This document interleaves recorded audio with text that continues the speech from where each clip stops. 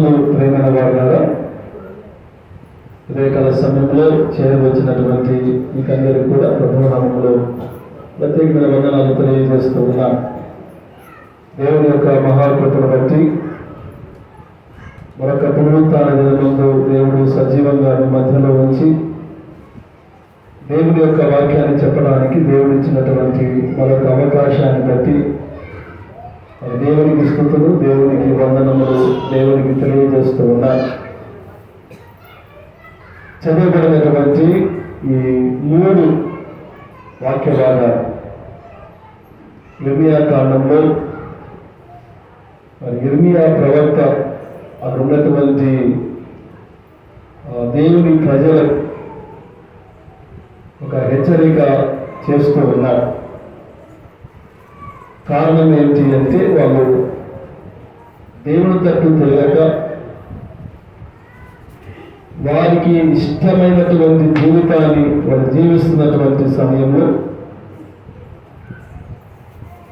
ఇర్మియా వారిని గర్దిస్తూ ఉన్నారు. అయ్యా, మీరు మరలా దేవుని వైపు తిరగండి, దేవుని వైపు మరలండి, తిరిగి మీరు దేవునికి ప్రార్థన చేయండి అనేటువంటి ఒక ప్రకటన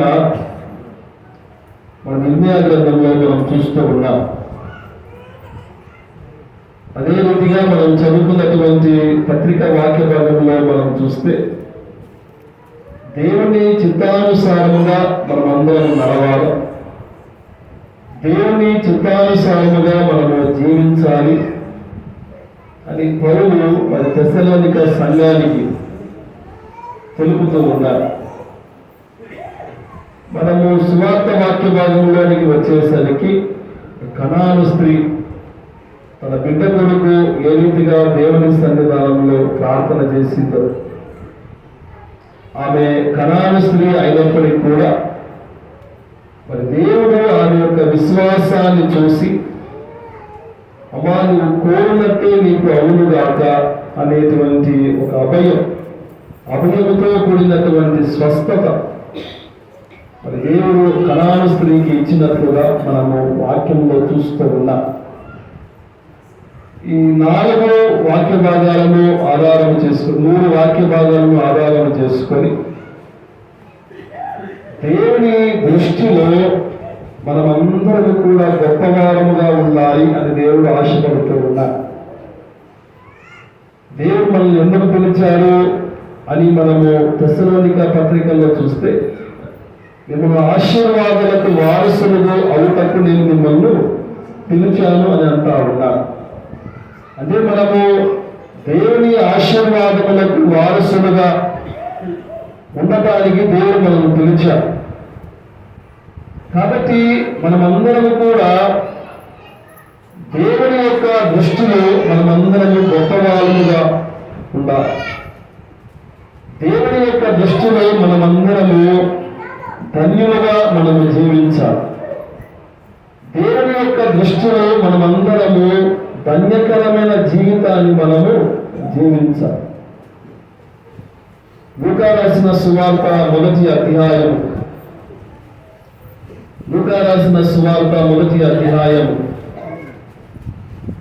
45వ వచనాన్ని మనము చదువుకుందాం. ప్రభువు ఆమెకు తెలియజేయించిన మాటలు సిద్ధించును కనుక నమ్మిన ఆమె ధన్యురాలు అనెను.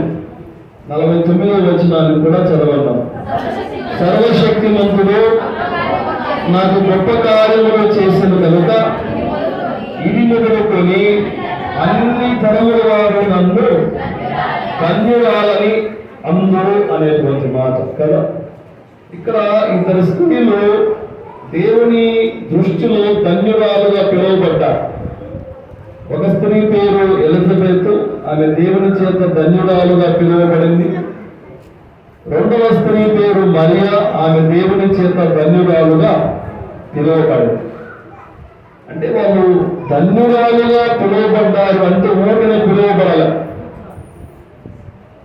ఎలిజబెత్ అమ్మ దేవుణ్ణి నమ్మింది కనుక ఆమె ధన్యురాలుగా చేయబడింది. మరియా దేవుని యొక్క మాటను వినింది కనుక ఆమె ధన్యురాలుగా చేయబడింది. మరి మనము దేవుని యొక్క దృష్టిలో మనము ధన్యురాలుగా చేయబడాలి అంటే ఎవరు ఈ లోకంలో ధన్యులుగా పిలువబడతారు? ప్రియమైన వారులారా, మనం చదువుకున్నటువంటి వాక్యాలను ఆధారం చేసుకొని ఒక 4 మాటలను నేను మీ ముందర ఉంచాలని ఆశపడుతూ ఉన్నాను. మొట్టమొదటిగా మనము వాక్యంలో చూస్తే దేవుని యొక్క దృష్టిలో ఎవరు ధన్యులు? దావీదు రాసినటువంటి కీర్తనల గ్రంథము 34వ దావీదు కీర్తన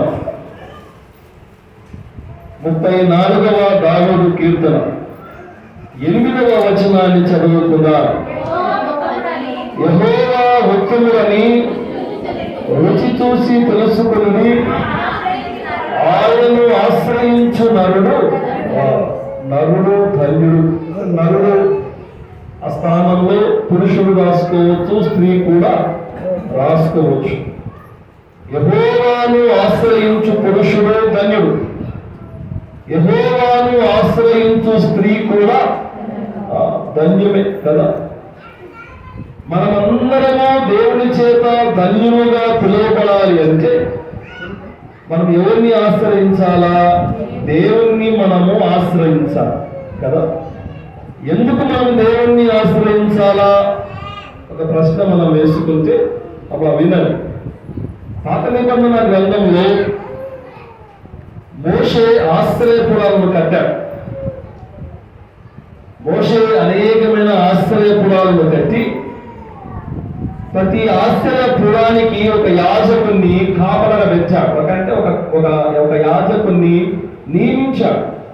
అంటే ఇప్పుడు కొత్తపల్లి సంఘానికి ఒక బాబు ఉన్నట్టు, పాములపాడు సంఘానికి ఒక బాబు ఉన్నట్టు, ద్వితీయాల సంఘానికి ఒక బాబు ఉన్నట్టు, ఇట్లా మోషే ఏం చేశారు అంటే ఆశ్రయపురాలను కట్టి ఒక్కొక్క ఆశ్రయపురానికి ఒక యాజకుని నియమించాడు.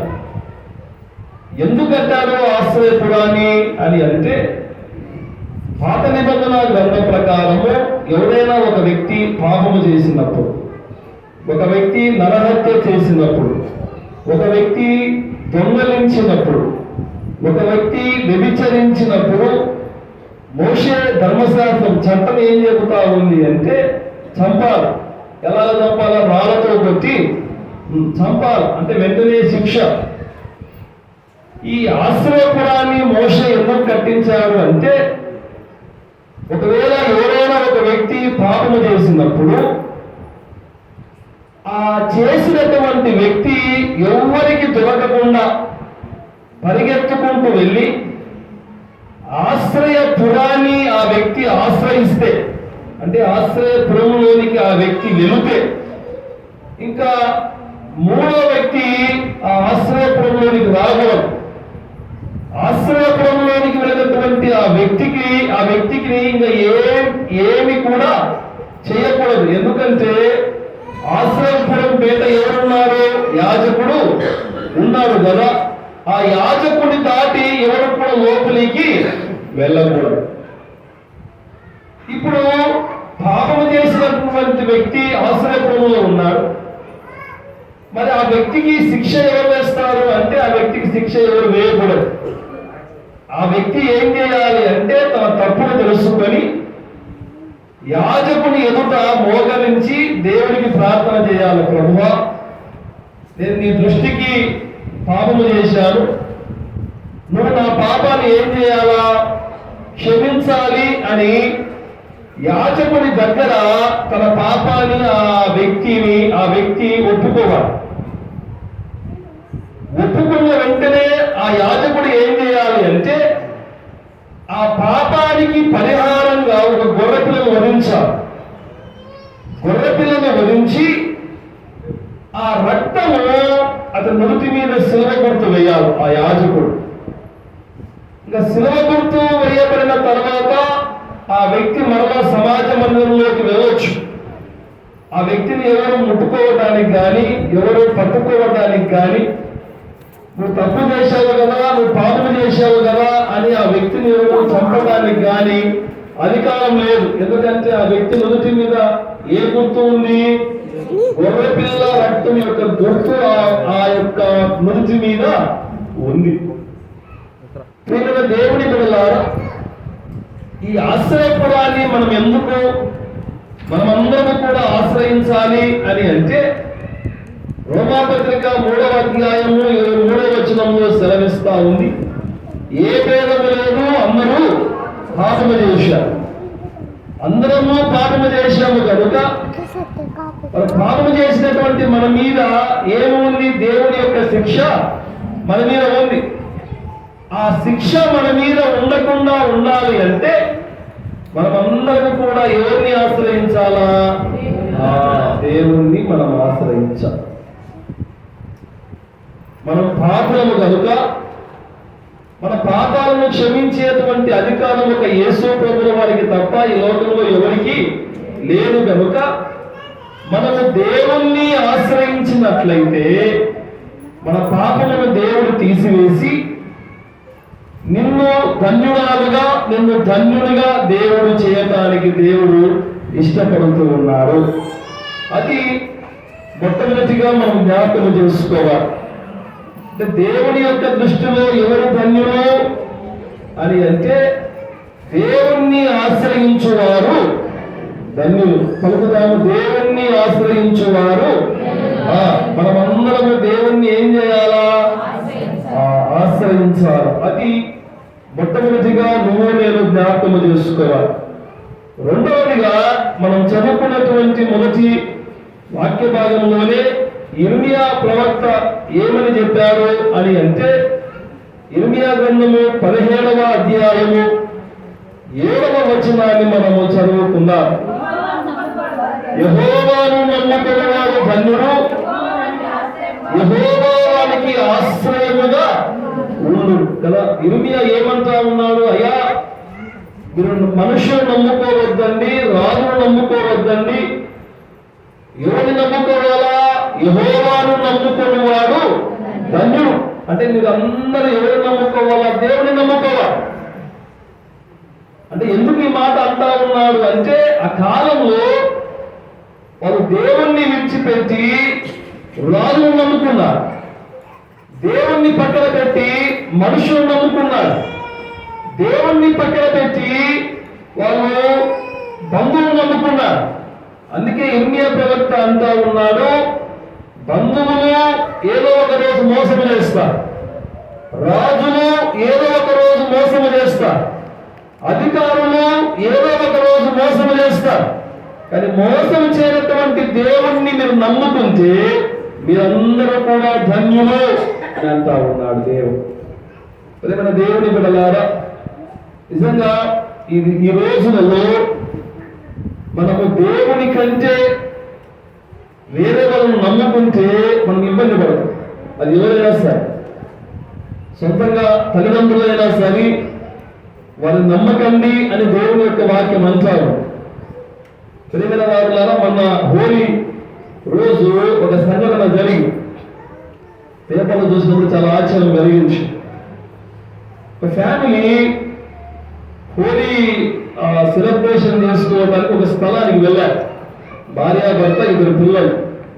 ఒక పిల్లవాడు 6th క్లాస్ చదువుతూ ఉన్నాడు, ఒక పాప 4th క్లాస్ 3rd క్లాస్ చదువుతూ ఉంది. భార్యతో కలిసి బయటికి వెళ్ళారు. చాలాసేపు తర్వాత తన భార్యతో అన్నాడు, నేను పిల్లలము ఇంటికి వెళ్ళి కొద్దిగా ఫ్రెష్ అప్ అయి వస్తాము, ఇక్కడే కూర్చో అని భర్త భార్యకు చెప్పి పిల్లలను తీసుకుని ఇంటికి వెళ్ళిపోయాడు. అర్ధగంట అయింది, ఇంకా రాలే. గంట అయింది, ఇంకా రాలే. గంట అయింది కదా అని భార్య భర్తకు ఫోన్ చేస్తే లిఫ్ట్ చేయడం లేదు. 2 గంటలు అయింది, 3 గంటలు అయింది. అనుమానం వచ్చి ఈ భార్య ఆటో తీసుకుని ఇంటికి వెళితే భర్త ఇంట్లో ఫ్యాన్ ఊరేసుకుని చనిపోయాడు. భర్త చనిపోయాడు అని బాధపడుతూ ఆ భార్య పిల్లలు ఎక్కడున్నారు చూస్తా ఉంటే ఈ తండ్రి చనిపోక ముందు ఏం చేశాడు అంటే పిల్లల 2 చేతులు కట్టాడు తాళతో, 2 కాళ్ళు కట్టాడు తాళతో. ఒక బకెట్ నిండా నీళ్లు తీసుకొని పిల్లలను తలకిందులుగా తను ముంచేశాడు. పిల్లలను ముంచేశారు. ఆ పిల్లలు చచ్చేంత వరకు తండ్రి పిల్లలను ముంచారు. ఆ పిల్లలు చనిపోయిన తర్వాత ఇతడు కూడా ఆత్మహత్య చేసుకున్నాడు. కారణం ఏంటి? ఎందుకు చనిపోవాల్సి వచ్చింది? ఎందుకు పిల్లలను చంపాల్సి వచ్చింది అంటే, ఈ జనరేషన్ అనేది చాలా ఫాస్ట్గా పోతా ఉంది. నా పిల్లలు అన్ని విషయాలలో వెనుకబడతా ఉన్నారు కాబట్టి నా పిల్లలు ఈ జనరేషన్లో పోటీ పడలేరు కాబట్టి నేను నా పిల్లలను జరుపుకుంటా ఉన్నాను అని సూసైడ్ నోట్స్లో ఒక లెటర్ రాసి చనిపోయారు. ప్రేమైన దేవుని బిడ్డలారా, ఆ పిల్లలు ఎవరు నమ్మారు? తండ్రిని నమ్మారు. అంటే అంతకంటే గొప్పవారి లోకంలో మరొకరు ఉండరు కదా. తండ్రిని నమ్మి ఇంటికి పోయినటువంటి పిల్లలను తండ్రి ఏం చేశాడు? చంపేశాడు. అంటే ఈ లోకంలో తండ్రిని నమ్మకూడదు. తల్లి పరాయి స్త్రీని, పరాయి పురుషుని మోగించి సొంత భర్తను చంపి, సొంత పిల్లలను చంపి ఈరోజు చాలా సంసారాలు చేస్తూ ఉన్నారు స్త్రీలు. అంటే ఈ లోకంలో ఉన్నటువంటి ఎవరైనా సరే దేవుని కంటే నువ్వు ఎవరిని నమ్మినా వాడు నిన్ను ఏదో ఒక రోజు తప్పకుండా ఏం చేస్తాడమ్మా? మోసము చేస్తాడు. జాగ్రత్త. మోసము చేయనటువంటి దేవుణ్ణి నువ్వు నమ్మితే నువ్వు ఈ లోకంలో ధన్యురాలుగా చేయబడతావు అనేటువంటి మాటను మరి దేవుడు తన వాక్యం ద్వారా మనతో మాట్లాడుతూ ఉన్నాడు. ధనాన్ని నమ్మినటువంటి గెహాజీ దేవుని యొక్క దర్శనాన్ని పోగొట్టుకున్నాడు. బిలాల్ గెహాజీ బంగారం నమ్మి కుష్ఠరోగాన్ని తెచ్చుకున్నాడు. సంసోను వేశ్య లాంటి ఒక తెలియని నమ్మి బలాన్ని పోగొట్టుకున్నాడు. ఇస్కరియోతు 30 వెండి నాణాలకు ఆశపడి నమ్మి తన ప్రాణాన్ని పోగొట్టుకున్నాడు కదా. ప్రేమైన దేవుని బిడ్డలారా, 12 మంది శిష్యులు దేవుని నమ్ముకున్నారు. యేసు ప్రభువు వారు చనిపోయి తిరిగి లేచిన తర్వాత సువార్తను ప్రకటించడం ప్రారంభం చేశారు. ఎవరి మీద నమ్మకంతో? దేవుని మీద నమ్మకంతో 12 మంది 12 రకాలుగా విభాగించబడి సువార్తను ప్రకటించారు. అనేకమైన శ్రమలు ఎదుర్కొన్నారు. అనేకమైన కఠినమైన శ్రమలు ఎదుర్కొన్నారు. చివరికి నువ్వు బ్రతుకుతే దేవుని యొక్క సువార్తను వదిలిపెట్టాలి, లేదా నువ్వు చస్తావు అని శిష్యులను బెదిరించినప్పుడు దేవుని కొరకు చావటానికైనా శిష్యులు సిద్ధపడ్డారు. పేతురు అనేటువంటి వ్యక్తిని తలకిందులుగా వేలాడదీసి చంపేశారు.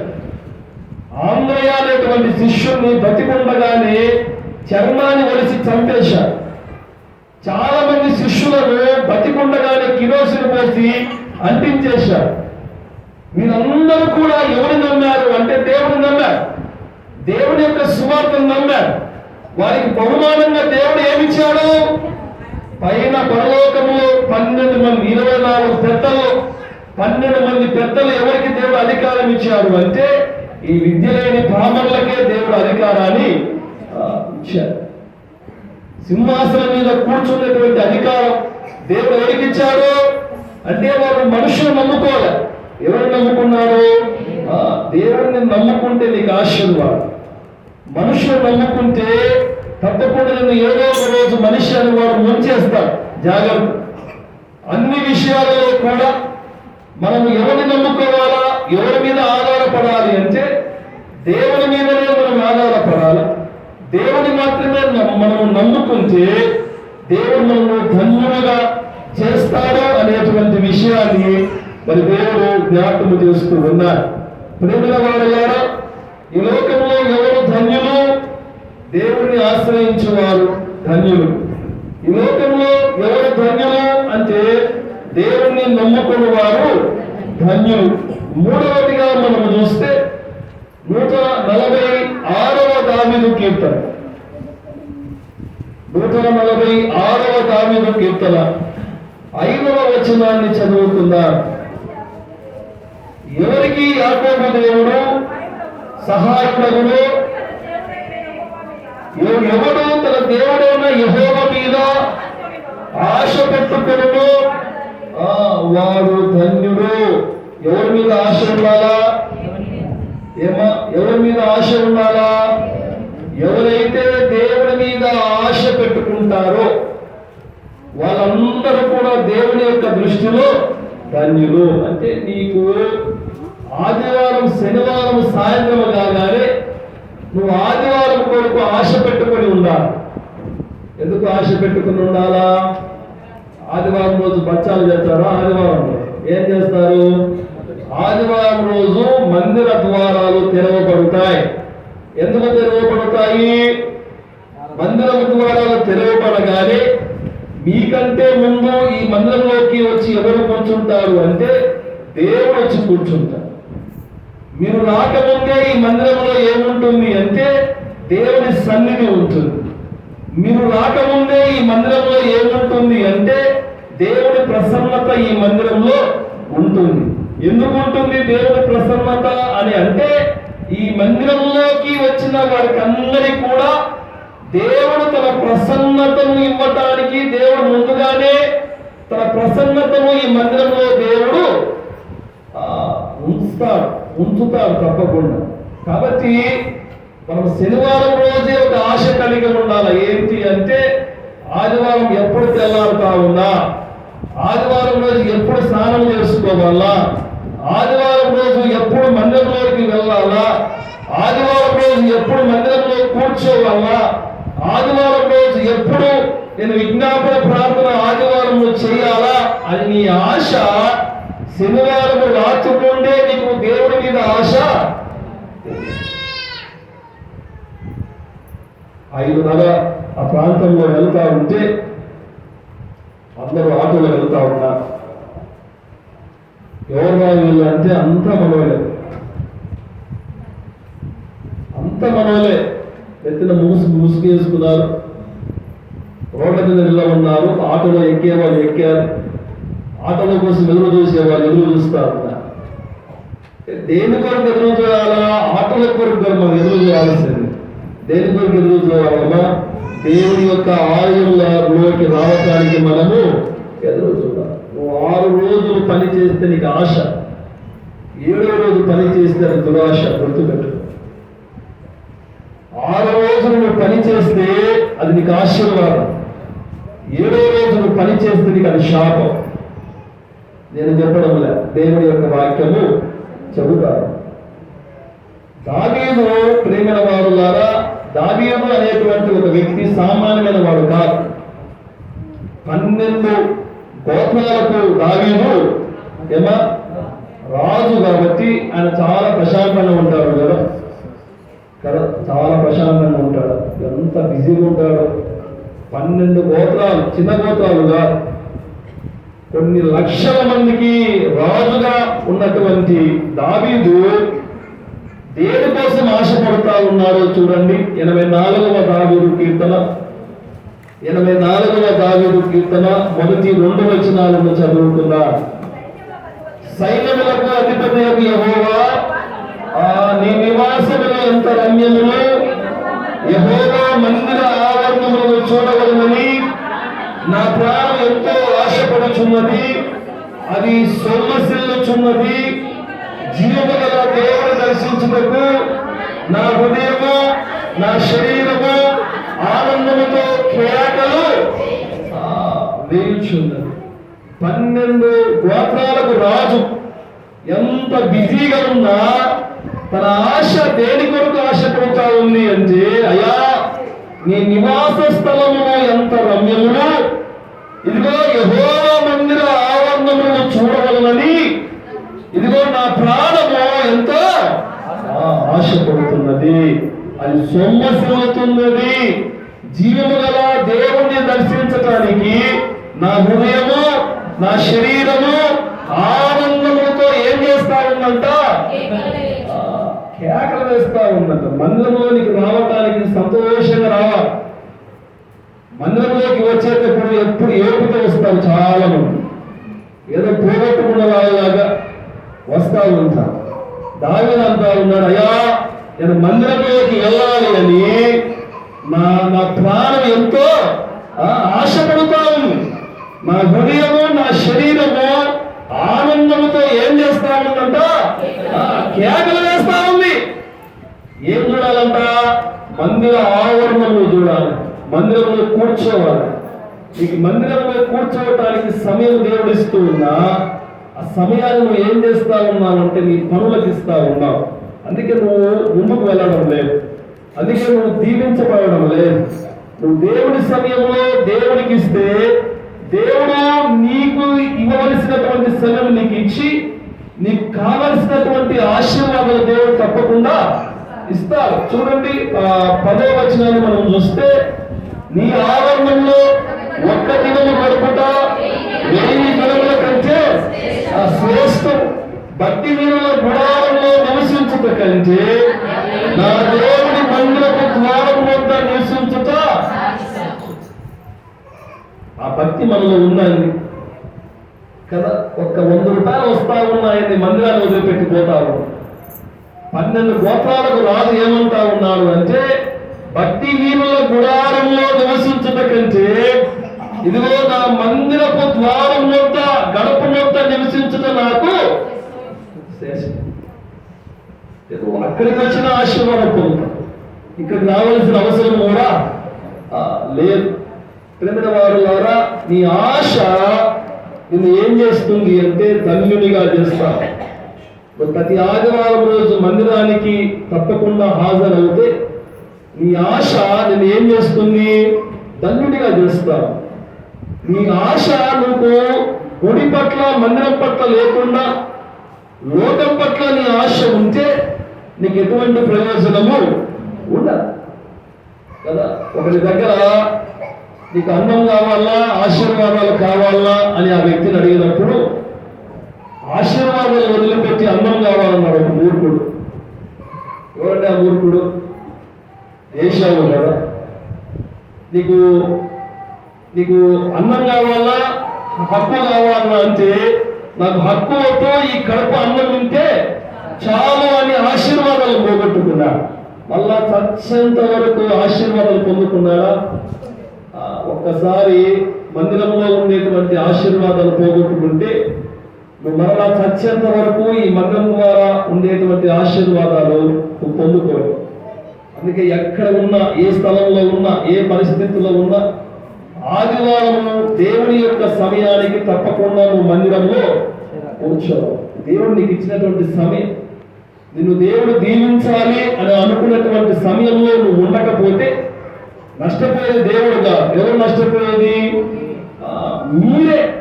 కాబట్టి ప్రియమైన వారులారా, దేవుడి మీద ఆశ పెట్టుకున్నవాడు ధన్యుడు. అది మూడవదిగా నేను దేవుని జ్ఞాపకం చేస్తూ ఉన్నా. మొట్టమొదటిగా యెహోవాను ఆశ్రయించువాడు ధన్యుడు. రెండవది దేవుడిని నమ్ముకున్నవాడు ధన్యుడు. మూడవది దేవుడి మీద ఆశ కలిగినటువంటి వాడు ధన్యుడు. నాలుగవది మనం చూస్తే యోగ గ్రంథం 5వ అధ్యాయం, యోగ గ్రంథం 5వ అధ్యాయం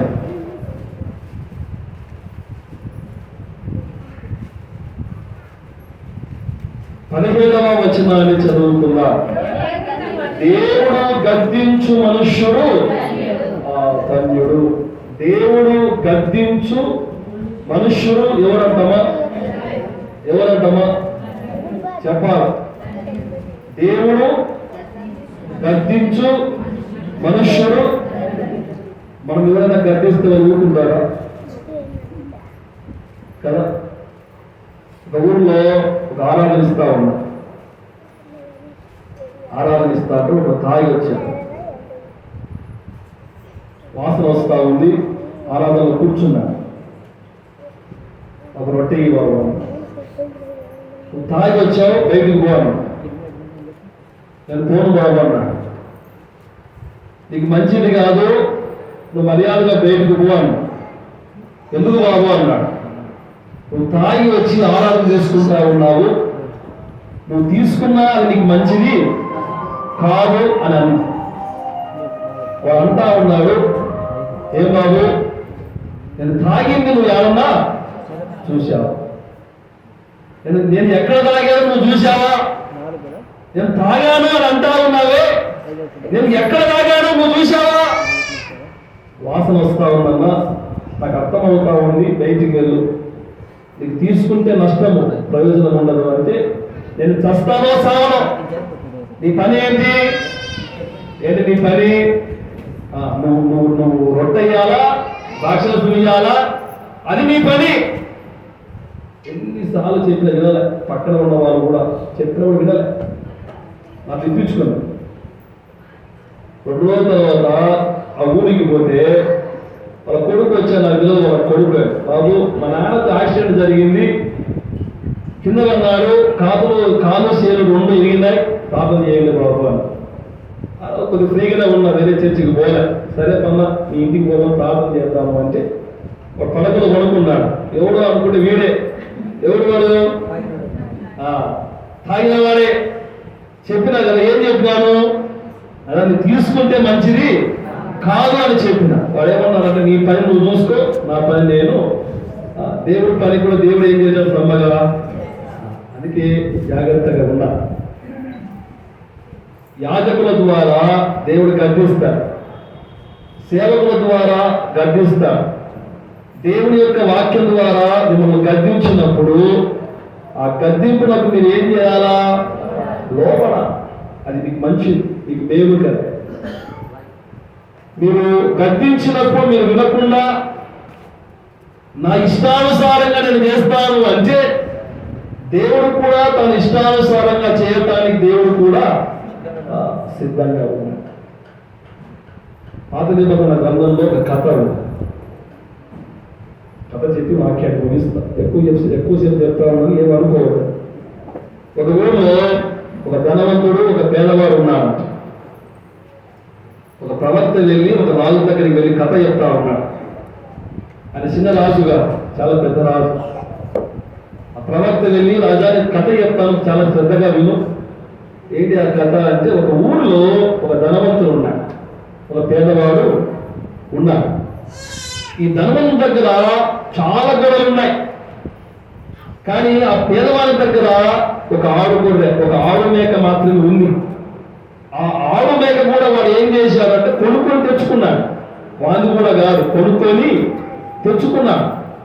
చాలా ప్రేమగా చూసుకున్నాడు. ఎంత ప్రేమగా అంటే, వాళ్ళు ఏం తింటారో ఆ అన్నం తెచ్చారు, వాళ్ళు ఏం తాగుతారో ఆ దానం దానికి ఇచ్చారు. ఆ పిల్లలు అంటే వారి యొక్క పిల్లలు ఎక్కడైతే పడుకుంటారో ఆ మేక పిల్ల కూడా అక్కడికే వచ్చి పడుకునేది. అంత ప్రేమగా చూసుకున్నాడు. ఒకరోజు ఈ ధనవంతుని ఇంటికి ఎవరో బంధువులు వచ్చారు. ఈ ధనవంతుడు ఏం చేయాలో, బంధువులు రాగానే ఆయన దగ్గర ఉన్నటువంటి 100 గొర్రెల్లో ఒక గొర్రెను బలి ఇచ్చి విందు చేయించాలి కదా, అవన్నీ వదిలిపెట్టి ఈ పేదవాని గొర్రె పిల్లను, మేక పిల్లను తీసుకొని దాన్ని వధించి వీరికి అన్నం పెట్టాడు. అయ్యా, వారికి ఉండేటువంటి ఆ ఒక్క మేక పిల్లను చంపి ఆ ధనవంతుడు వీరికి అన్నం పెట్టాడు అనగానే ఆ రాజుకు చాలా కోపం వచ్చి, ఎవరవాడో నా దగ్గరికి తీసుకొని రావని చంపేస్తా అంటా ఉంటే ఆ ప్రవక్త అంటా ఉన్నాడు, వాడు ఎవడో కాదయ్యా, నువ్వే అన్నాడు. ఎవరో కాదు వాడు, నువ్వు వాణికి తీసుకొని చంపేస్తా అంటా ఉన్నావు.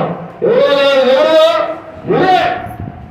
ఏంటి నేనేంటి పాపం ఏంటి అంటే, నీకు దేవుడు 12 గోత్రాల మీద అధికారం ఇచ్చి, చక్కని భార్యనిచ్చి, చక్కని పిల్లలనిచ్చి, చక్కని ఆస్తిని ఇచ్చి, చక్కగా దేవుడికి ప్రార్థన చేసి బ్రతకమని చెబితే, నువ్వు పక్కవాడి భార్య స్నానం చేస్తా ఉంటే ఆమె కోరుకొని ఆమె కోసం ఆ భర్తను యుద్ధంలో ముందు పెట్టి చంపించేశావు.